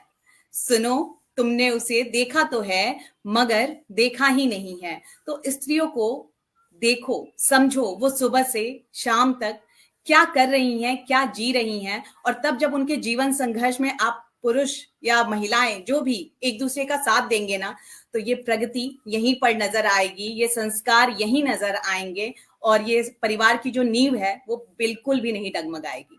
बस यही कहना है मेरा आप सबसे। बहुत बहुत धन्यवाद आप सबका मेरे साथ जुड़े रहने के लिए। मयंक जी, अब समाप्त करें। बिल्कुल, बहुत ही खूबसूरत ये हम लोगों का प्रयास रहा। और आप जिस तरीके से हमारे कविताओं के साथ जुड़ी, हम आभासी दुनिया के लोग हैं। आभासी दुनिया से निकलकर विचारों की पंक्तियों से वो आह से वाह तक की यात्रा में इतने खूबसूरत लोगों की मुलाकात हो रही है। और कविताओं का भी एक अपना एक अलग जीवन है, जहां हम कल्पनाओं में रहकर एक अच्छे समाज की परिकल्पना करते हैं। तो जब हम लोगों ने ये सोचा कि प्रेरणा के मंच पर कौन सा कार्यक्रम रखा जाए, बहुत सी बातों के बाद हमने प्रगति और परंपरा से इसे जोड़ा।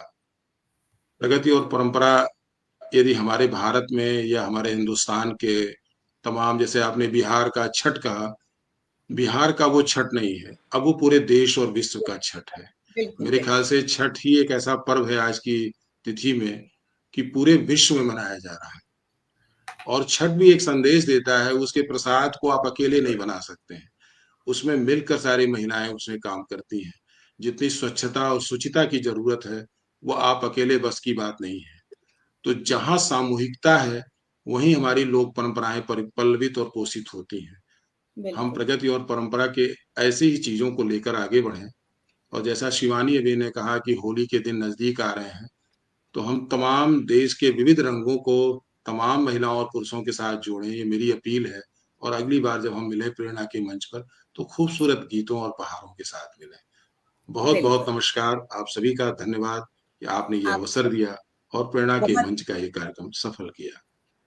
बहुत नमस्कार। महिला दिवस की बहुत सारी शुभकामनाएं। और प्रेरणा और मयंक जी हमें इस मंच से जोड़ने के लिए शुक्रिया। आप सबका बेहद शुक्रिया और अपने श्रोताओं का बहुत बहुत दिल से आभार। शुभ रात्रि। सबको शुभ रात्रि।